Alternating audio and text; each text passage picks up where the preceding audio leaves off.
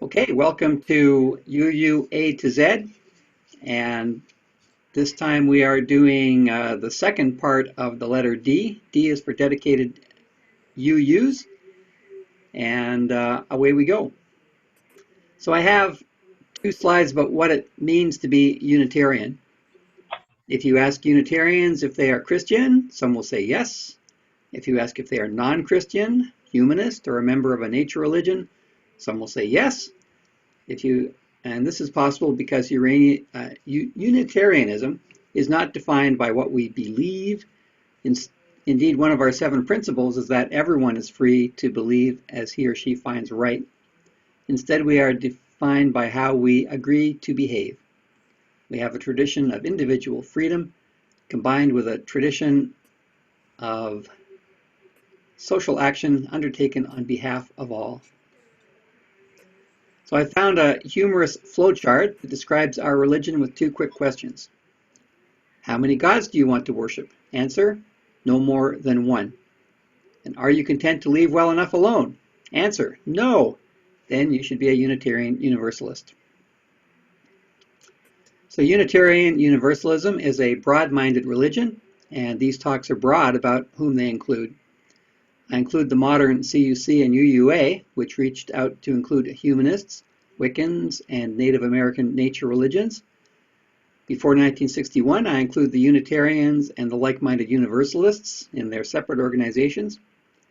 I include some American and British non-subscribing Presbyterians and trace their roots back to the Reformation.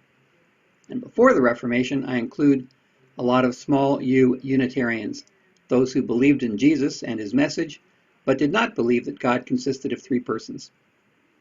My main focus is on America and Britain, where we have had an impact far beyond our small numbers, but I also look at Unitarians around the world.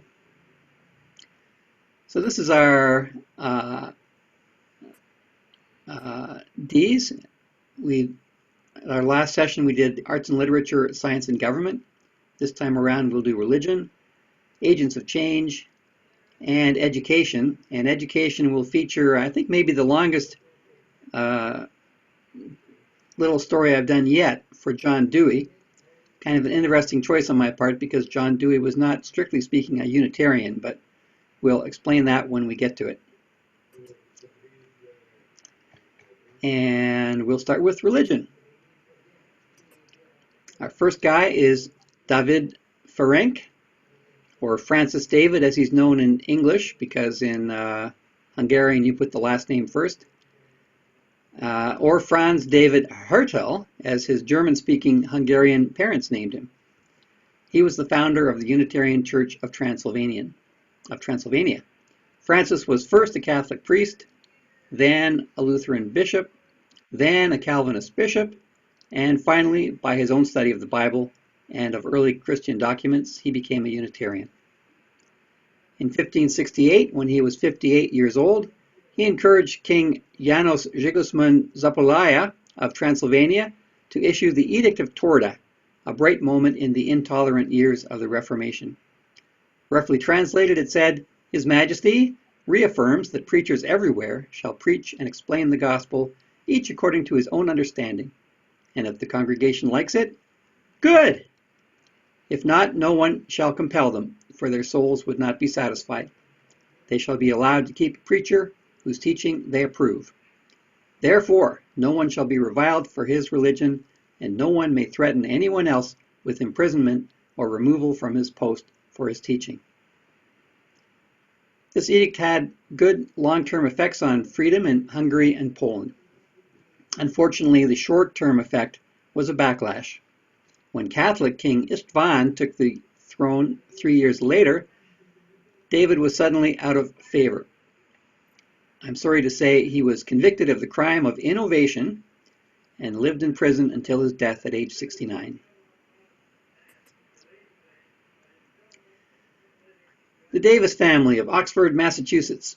I rarely include people who have no picture, and this definitely is not the correct Sammy Davis Jr., but this church in Oxford, Massachusetts was the first Universalist church, and it was founded by Samuel Davis Jr. and members of his extended family. They hosted some conventions, which led to the creation of the Universalist denomination in America. Here's Paul Dean. I almost skipped him because he was described, but he was described as the only Trinitarian Universalist of his generation. Quote, both opponents and allies found Dean's theology baffling, and so I honor the courage of his peculiar convictions.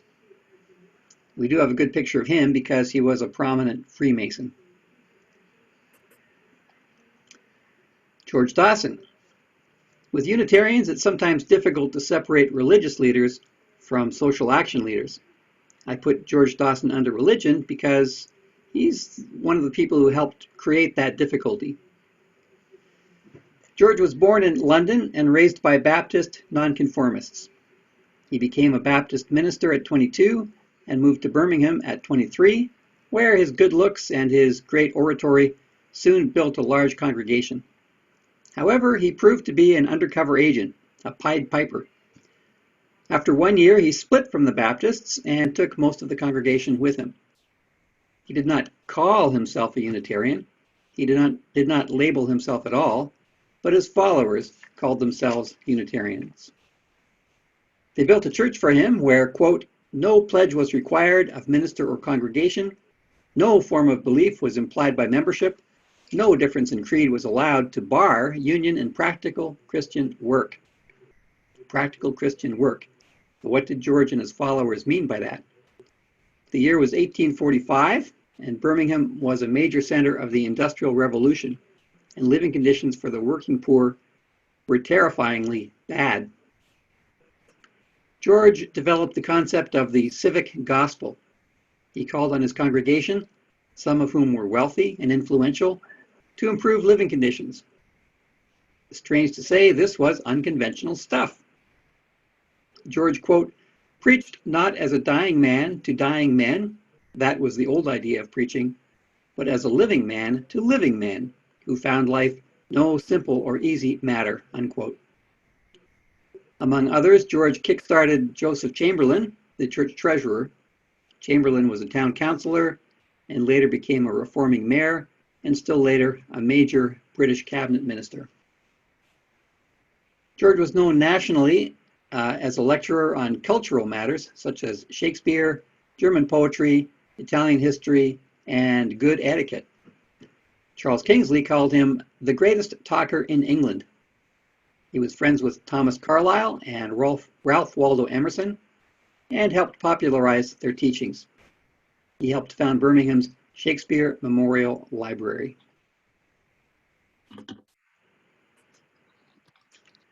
Charles Fletcher Dole was a Unitarian minister in Jamaica Plain. That's in Boston, not in Jamaica. He was a pacifist and an author of books on history, politics, and religion. You can buy his quotes online on t-shirts, mugs, and mouse pads. He was the father of James Dole, the Hawaiian Pineapple King. At age 64, Charles retired to Hawaii and spent 18 pleasant years there. John Hassler Dietrich has been called the father of religious humanism. He was ordained a Calvinist minister in 27, but was defrocked at age 33 for the excellent reason that he no longer believed in it. Instead, he embraced humanism and Unitarianism and was invited to join the American Unitarian Association. He served as minister in Spokane, Washington for 5 years, increasing the congregation from 60 members to 1,500. So, fellow Donhiders, there is our 5-year target. He then served in Minneapolis for 25 years and retired to Berkeley, California. His books include The Gain for Religion and Modern Thought, The Religion of a Skeptic, Substitutes for the Old Beliefs, From Stardust to Soul, The Religion of Evolution, and The Religion of Humanity. Arthur Powell Davies was born and trained as a Methodist minister in England before moving to Portland, Maine in the 1920s. He worked undercover for 1 week as a used car salesman, which formed the basis for a scathing criticism of American business practices. Well, after all, it was used car sales. In 1933, he joined the American Unitarian Association and became the minister of the Community Church of Summit, New Jersey. That was the name of the church. Have any of you heard of the community church movement? I had not until I read about Reverend Davies. The Community Church Workers of the United States in the 20s, and later the racially integrated International Council of Community Churches in 1950, are 20th century ecumenical movements. It's a way for small towns to serve a variety of Christians without getting specific about the details. It's a nice idea, but Arthur got specific enough to join the church to the AUA, which is why my Aunt Phyllis could join a Unitarian church in Summit when she moved there in 1960. That was after Arthur's time. He was there from 33 to 44. In the 1930s, Arthur was a pacifist, and he did support the 1938 appeasement of Hitler's Germany. But the start of World War II in 1939 changed his opinion and his actions for the rest of his life. He advocated American intervention against Hitler and joined in the crucial debate of his generation, democracy versus fascism versus communism, writing the book American Destiny, to support the idea that American-style freedom must be spread around the world. He then spent the rest of his life trying to spread it around America. He moved to All Souls Church in Washington, D.C. in 1944. He was the chair of the Emergency Committee for Civilian Control of Atomic Energy, and like fellow Unitarian Vannevar Bush, he was a prominent advocate for the Atomic Energy Act of 1946. That bill took control of atomic energy away from the military and put it under civilian authority. In the 1950s, he was able to use his strong anti-communist credentials as a safe base from which to oppose McCarthyism. In the civil rights movement, he accepted black members at All Souls Church, launched a successful citywide boycott of segregated restaurants, and started Washington's first desegregated boys' club. He was an advocate for legal birth control. He defended free speech, fighting in the courts and within the Unitarian movement to ensure that no one was punished for speaking their mind. Through all this, Arthur increased the membership at All Souls to the point that it created 5 new churches in Washington suburbs. Ed Doerr. Once in a while, it's my sad duty to update my spreadsheet with a year of death. Ed Doerr died in February 2020 at the age of 89. Ed was a member of the Unitarian Universalist Church of Rockville, Maryland. He was on the staff of the UUA and wrote the 1982 UUA General Assembly Resolution on church-state separation. Ed was a humanist. He was CEO of Americans for Religious Liberty. Like Isaac Asimov, he was a past president of the Humanist Association. But he was gentle about his secularism, and YouTube has a half-hour debate between Ed and Christopher Hitchens over Hitchens' hardline atheism. Ed authored several books and had a regular column in the Humanist magazine Free Inquiry. Mark Mosher DeWolfe. I believe some people here had the privilege of knowing Mark Mosher DeWolfe personally. I did not. Perhaps someone will send me anecdotes to flesh him out. Mark himself was a lover of UU biography and supported the Canadian UU Historical Society. Mark studied theater at Tufts University and then graduated from Starr King School for the Ministry of Berkeley, California. He interned in San Francisco, spent a summer at Toronto First, and became the minister at South Peel. I am told he was wise, funny, and an excellent speaker. He once described himself as a hurricane. The UUA website has 2 of his readings and 1 of his essays. Like many gay men of his generation, Mark was a victim of AIDS. He suffered from it for most of his ministry and died at age 35. His book is called Time to Live.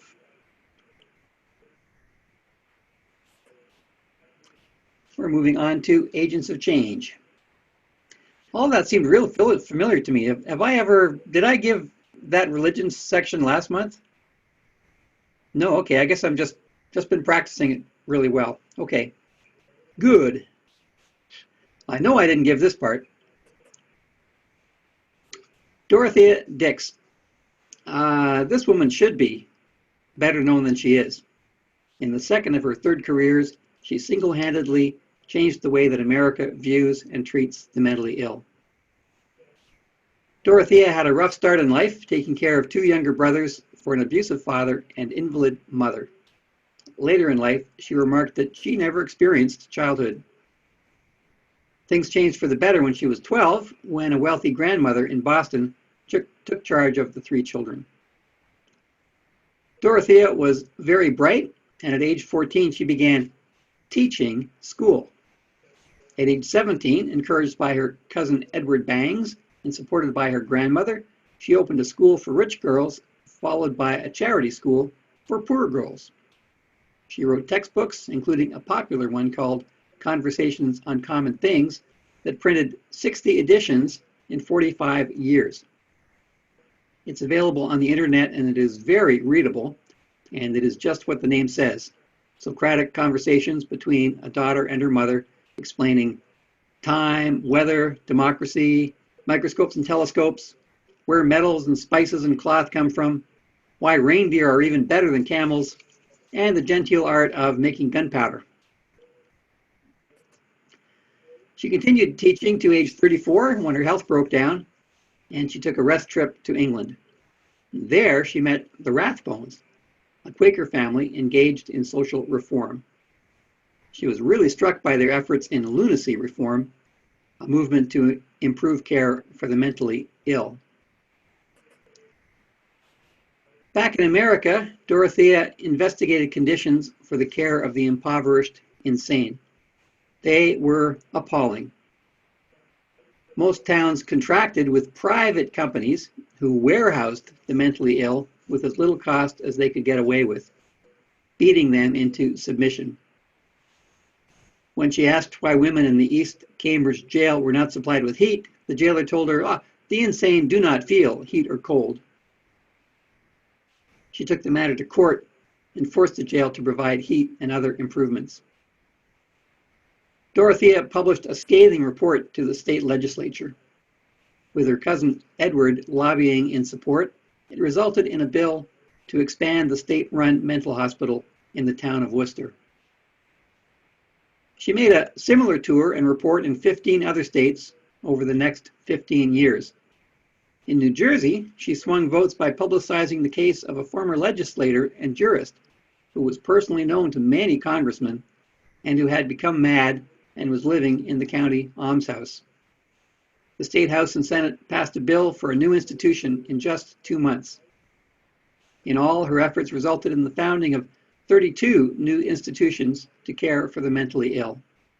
She also established libraries and reading rooms in some hospitals.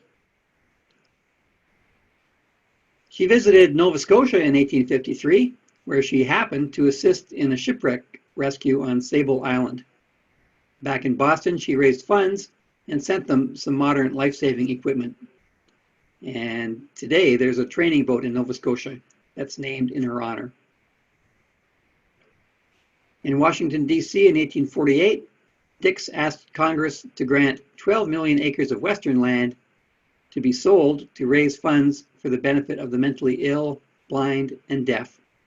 Both houses approved the bill, but it was vetoed in 1854 by President Franklin Pierce. After that defeat, at age 52, Dorothea returned to England and reconnected with the Rathbones. Together, they started the Scottish Lunacy Commission.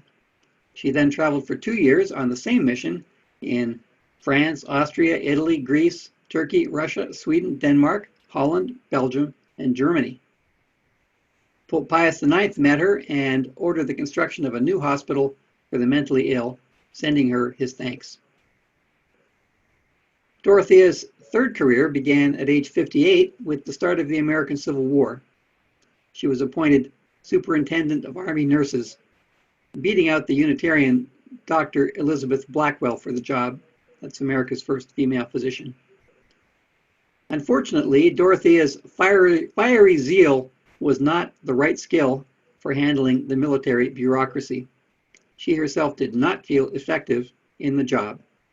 She resigned at the end of the war, and in her will, she asked that her wartime papers not be published. Dorothea's health declined at age 70, which ended her lifelong travels. But she lived another 15 years and continued corresponding and crusading for improved care for prisoners, the disabled, and the mentally ill. She died in residence at one of the New Jersey hospitals that she had caused to be built. One writer's comment, "There are few cases in history where a social movement of such proportions can be attributed to the work of a single individual."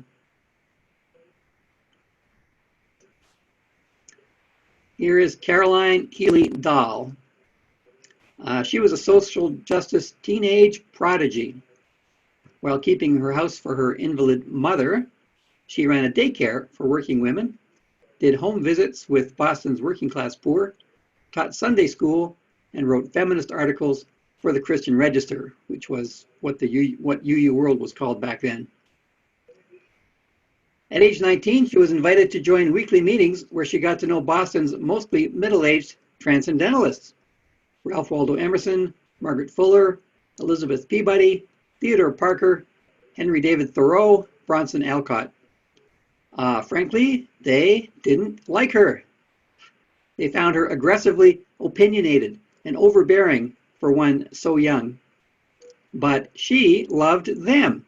In her 70s, she published her teenage notes and later reflections, making permanent changes in how history views the Transcendentalists.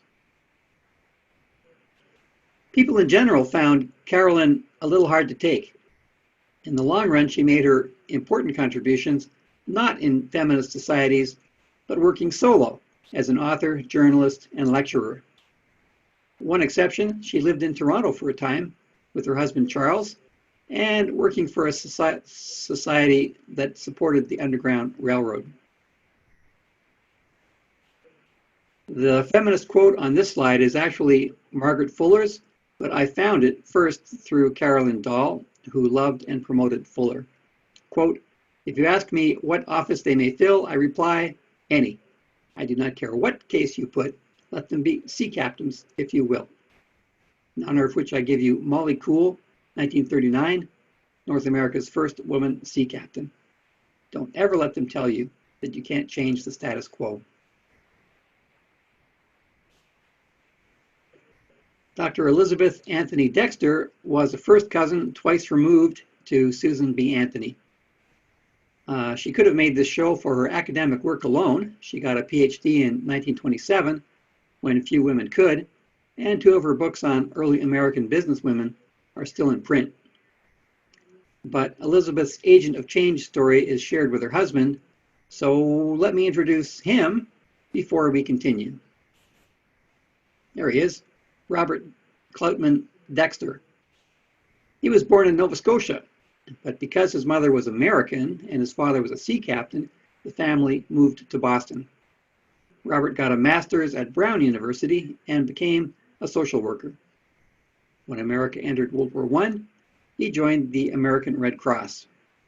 I'm sure many of you remember that the American Red Cross was founded by Unitarian Clara Barton. After World War I, Robert and wife Elisabeth each got doctorates at Clark University and taught at Skidmore College. She was teaching history and he in sociology. In 1927, age 40, Robert took a job with the American Unitarian Association as head of their Department of Social and International Relations. And it was a fun job. He spent a lot of time visiting liberal religious groups in Europe. In particular, he visited Norbert Chopek's Unitarian congregation in Prague in 1937 and 38. Soon after that, Hitler annexed the Sudetenland and then the rest of Czechoslovakia. Dexter was concerned by the dire plight of Jews and other refugees. And what could he do? What would you have done? Robert came up with three answers. First, he started a letter writing campaign asking Americans to write affidavits for Jewish refugees and help them emigrate.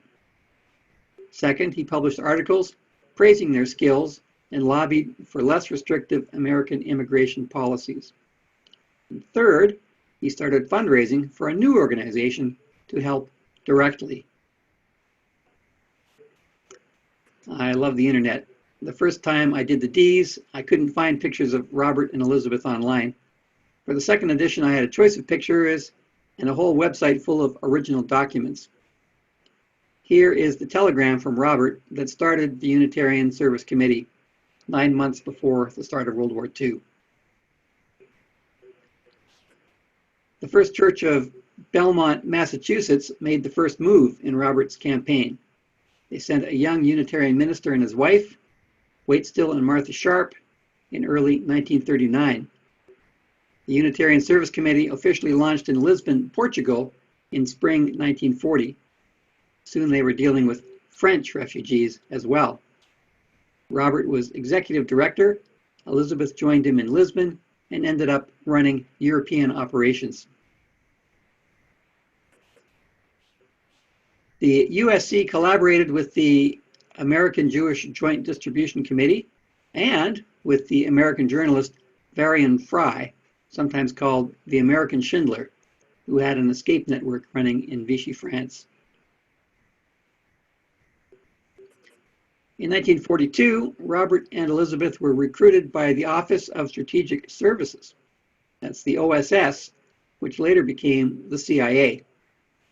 The OSS used the USC and Varian Fry's links to build their own network with the French resistance. Robert was given the codename Corn, and Elisabeth was Cornet, which was cute, but a breach of spycraft, since names should never be able to link two agents. Elisabeth was in Lisbon from 1941 to 45, becoming European director for the USC in 44. She was the USC's longest-serving agent in World War II. The USC, of course, outlasted World War II and carries on international service work today as the UUSC.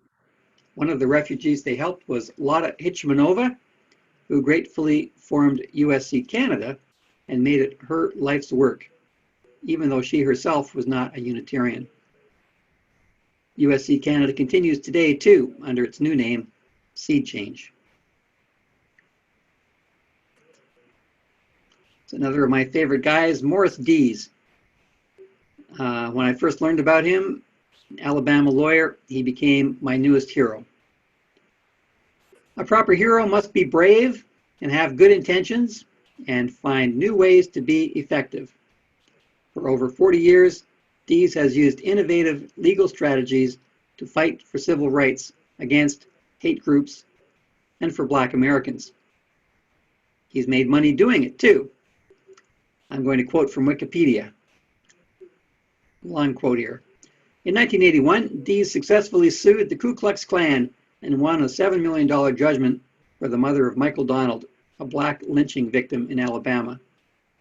Payment of the judgment bankrupted the United Klans of America and resulted in its national headquarters being sold to satisfy the judgment. All funds secured in this manner were paid to the family of the deceased. A decade later, in 1991, Dees obtained a judgment of $12 million against Tom Metzger's White Aryan Resistance. He was also instrumental in securing a $6.5 million judgment against Aryan nations in 2001. These most famous cases have involved landmark damage awards that have driven several prominent neo-Nazi groups into bankruptcy, effectively causing them to disband and reorganize under different names and different leaders. Over 30 people have been jailed in connection with plots to kill Dees or blow up his Southern Poverty Law Center, unquote. Yeah, no surprise, he is unpopular with hate groups because he is effective. I do not require my heroes to be perfect, and Morris suffered a scandal in 2019. He was fired by the SPLC, the Southern Poverty Law Center. For a refreshing change of pace, 82-year-old Morris did not seem guilty of sexual harassment. All parties, without getting too specific, described it as a personnel issue. The SPLC took steps to evaluate its practices and create a better workplace, quote, one in which all voices are heard and all staff members are respected, unquote. Upon leaving, Morris wished the SPLC continued luck. The SPLC is indeed alive and well. I updated this biography on June 21, 2020, and the latest news story was just 4 days old. They are spending $30 million to help get voters registered in Alabama, Florida, Georgia, Louisiana, and Mississippi in 2020 through 2022. The CEO, Margaret Huang, said, "This initiative is especially important right now as millions of people across the country feel the urgency to make our voices heard this fall after the continued silence from our leaders on the many Black people being killed by police. Voting won't solve this problem the day after the election, but in order to begin dismantling white supremacy, we need to ensure that every voter of color is able to cast their ballot without interference or hardship."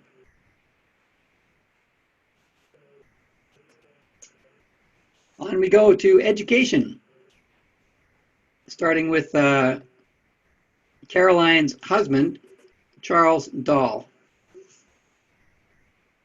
So Charles graduated from Harvard, became a Unitarian minister, and moved to St. Louis. There he set up the first free school for the poor west of the Mississippi River.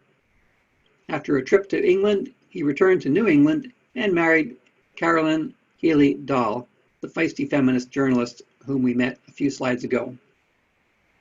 Frankly, Charles was a great educator, but a bad minister.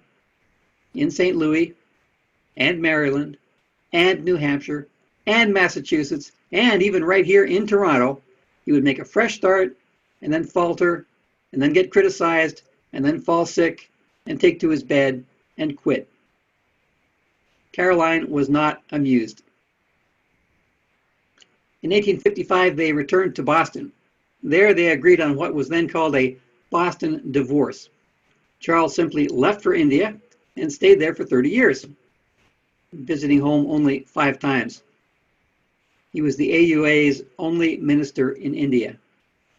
True to form, he alienated his Anglo-American congregation and many of his native Bengali supporters.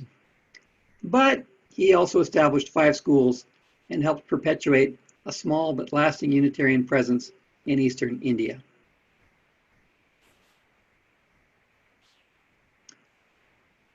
Charles and Caroline had 2 children, including William Healey Dall.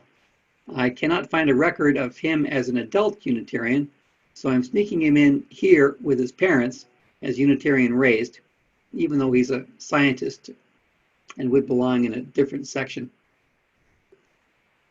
After serving in the Civil War, William became known as an Alaskan explorer and a malacologist.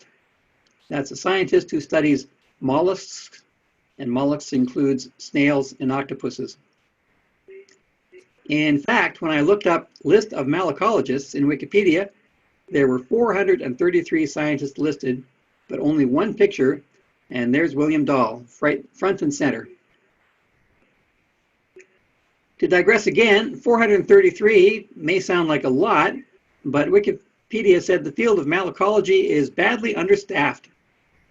Apparently, no one alive can correctly identify the 143 species of air-breathing sea slugs, and we have a serious shortage of people for freshwater snails as well. I have an update on that. I first wrote that in 2015, and science being science, there is an update. The classification of air-breathing sea slugs was revised in 2016. So we can all stop losing sleep over that one. I mentioned all this as funny trivia, but not to poke fun. Charles Darwin spent 8 years classifying barnacles, and that is all the proof I need that good things can come from work like this. I'm going to suggest a short intermission if people want to talk, because I've got one guy left, but he's going to run for 15 minutes. So do people have questions or comments on what we've seen so far?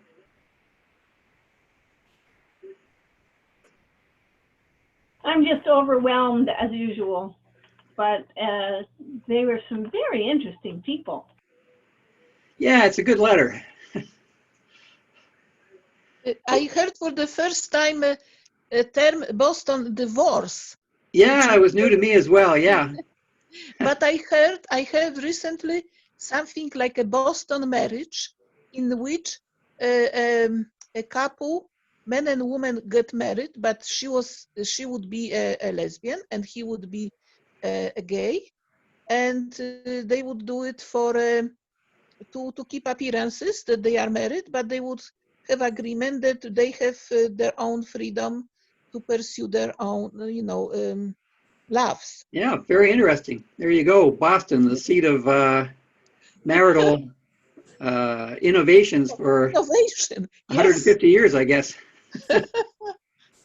Sounds like somebody might get charged with the crime of innovation for that. Oh yeah, I love right. that one. That's such a thought crime of a crime, isn't it? Well, Yeah. very clearly it's thought crime. That's not only in 1984, but also during the Reformation. Yeah, Thought crime was a real thing. crime of innovation. Okay, well, I will plug ahead then with our. Hey, where's my little? Uh-oh. Okay, we're back on track. Oh, we're off track again. We're back on track. Sorry, I've got my script screen is jumping all over the place here. Okay, that's the end of the intermission. On we go with John Dewey. So first, was John Dewey a Unitarian? A search for John Dewey Unitarian got 851,000 hits on Google, so we can guess there is some kind of connection. But no, Dewey, in fact, was never a signed-up Unitarian. To tell the truth and shame the devil, if you search John Dewey Roman Catholic, you get 2.7 million hits, and he was never Catholic either. But I include him in this show in consideration of three facts. First, his beginnings. His father was raised Unitarian, and his mother was raised Universalist. Alas, they converted to Congregationalist, and Dewey was raised in that faith. As an adult, he became a secular humanist. Second, his ending. Dewey asked his wife to call Unitarian minister Donald Harrington when he died. His memorial service was held in a Unitarian church, and the speaker was his good friend, the Unitarian philosopher Max Otto. And the third reason is our beginnings. In 1936, Dewey delivered a series of lectures at Yale about humanist religion called A Common Faith. No less than the Bible, it is one of the foundational texts of modern UUism, as conceived by the UUA in 1961 and practiced today. In 1997, a Nashville minister named Meredith Garman said, quote, "I find A Common Faith to be the best short description of what I take Unitarian Universalism to be about. We are free here of doctrine about the supernatural." And Dewey's description of what churches can do, celebrate and reinforce the fund of unifying and inclusive human values, seems just what our denomination, at its best, accomplishes. Here at least, 63 years after Dewey delivered those Yale lectures, that vision has not faded, unquote. And so UU was in the roots of John Dewey, and John Dewey was in the roots of UU. And with that justification, let's take a deep look at his life. He was born in Vermont in 1859. From age 24 to 35, he was mostly at the University of Michigan. While he's there, I'll talk about his philosophy. From age 35 to 46, he was at the University of Chicago. where I'll talk about his psychology and education theory. And for the rest of his long life, he was at Columbia University in New York City, and I'll talk about his social action and his social commentary. He also spent 2 years in China. Right then, philosophy. At age 24, John Dewey earned a PhD in philosophy from Johns Hopkins University and began teaching at the University of Michigan. He married one of his students, Harriet Chapman, with whom he raised 6 children by birth and 1 by adoption. They say Dewey's books are hard to read, and I admit I haven't tried. But, you know, in his books, he had to convince other philosophers that he was correct. I have a much easier job. I just have to tell you what he believed. A lot of it will sound very familiar because Dewey did convince people. He helped shape modern American thought. Like someone who reads Shakespeare and complains that it is full of cliches, we may find some of Dewey's ideas seem commonplace. At Johns Hopkins, Dewey studied Hegel. Like Plato, Hegel taught idealism. There is a world of ideal forms, and our world is but a shadow of that world. But once Dewey was exposed to materialism and the pragmatism of Charles Peirce and William James, he never looked back. For the rest of his life, he called Platonic idealism not just a fallacy, but the philosophic fallacy of Western thought. The nature of reality is only found in the material world through observation and experimentation. That's not just for physical things like horses and chairs, it's for abstractions like justice. There will never be a definition of justice that covers all cases. But we mustn't say with Socrates, I know only one thing, I know nothing. Instead, we must work to determine what is fair and just here and now. Dewey was a pragmatist. As Dewey put it, what is the cash value of an idea? That doesn't mean he was a money grubber. He meant, what's it good for? And he took action to test his ideas. His philosophy is called instrumentalism because he saw ideas as instruments to reach desirable ends. His so-called theory of inquiry is an active process, and he saw armchair philosophy as a dead end. Dewey worked in philosophy all his life. He helped shape empiricism, humanism, naturalism, and process philosophy. His most complete book, Experience and Nature, was published at Columbia in 1925 when he was 66 years old. But for now, let's turn to his psychology. At age 35, Dewey and his family moved to the University of Chicago, where he became chairman of philosophy and psychology. Dewey and the so-called Chicago group brought Dewey's philosophy to what's now called functional psychology.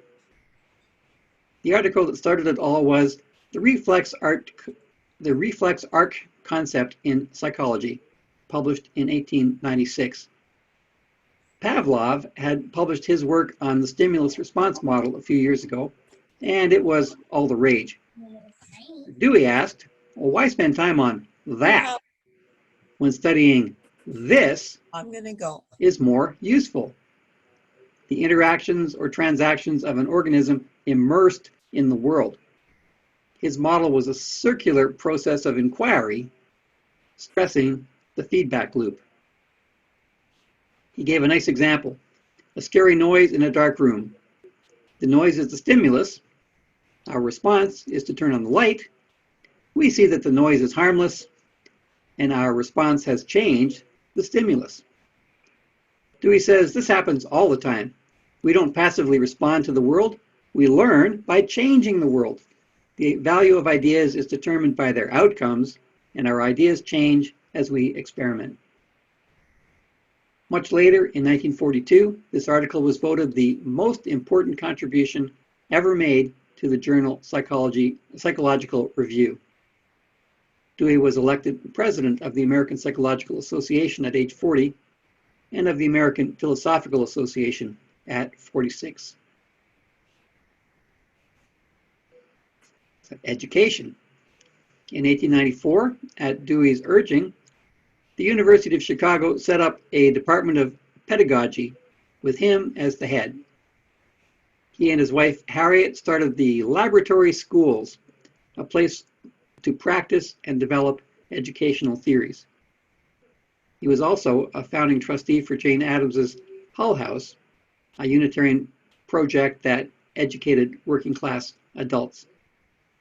Some of his principles were: 1, education as a way of life. He said, cease conceiving of education as mere preparation for later life, and make of it the full meaning of the present life. 2, democracy. To Dewey, democracy is needed for good education, and education is needed for good democracy. Students should have the chance to take part in their own learning. Social reform can and should take place through the schools. 3, hands-on experience. Students need meaningful activity and a relevant curriculum. Learning by doing and practicing life skills are crucial. The curriculum should relate to previous experience, which helps children connect with the new knowledge.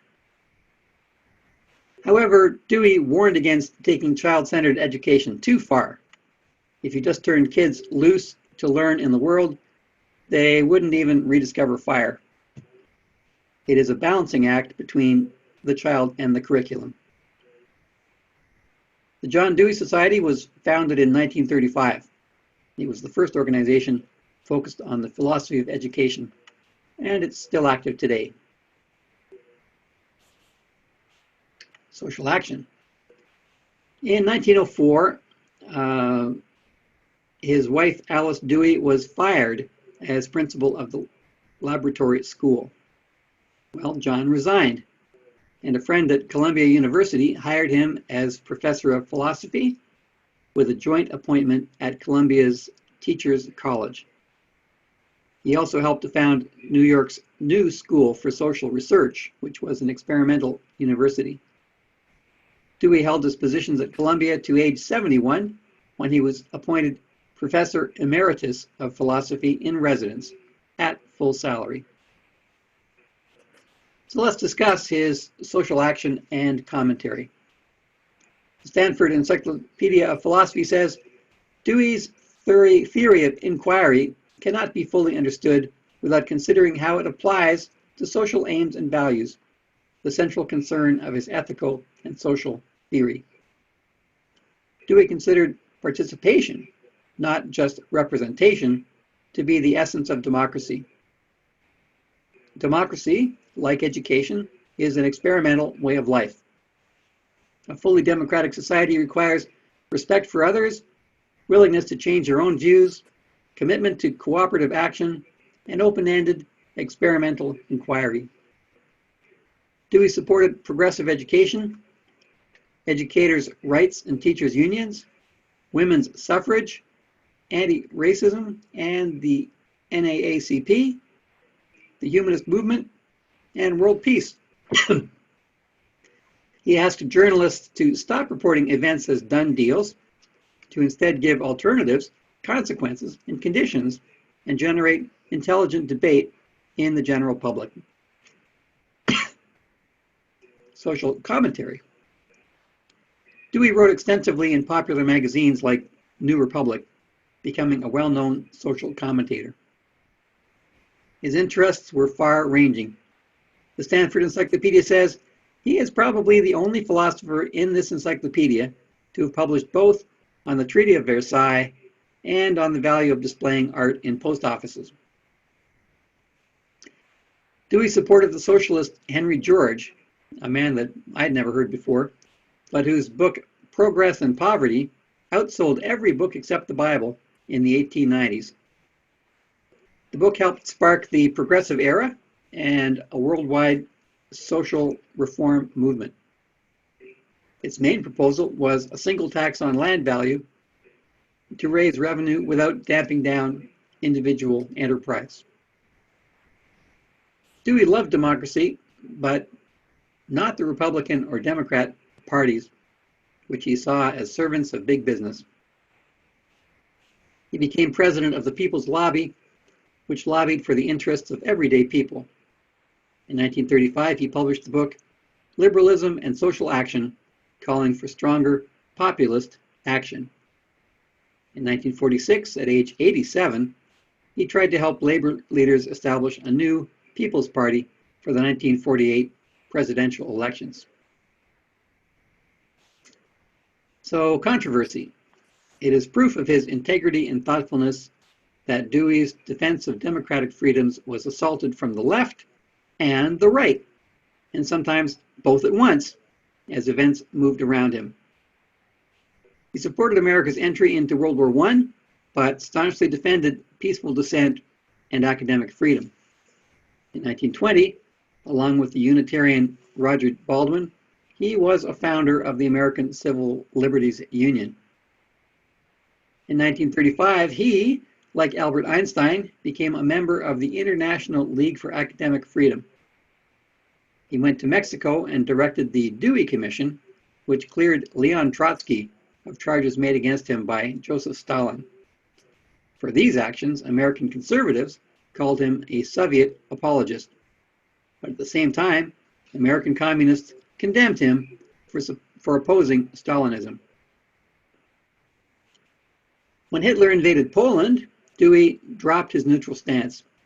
He supported Lend-Lease and America's entry into the war.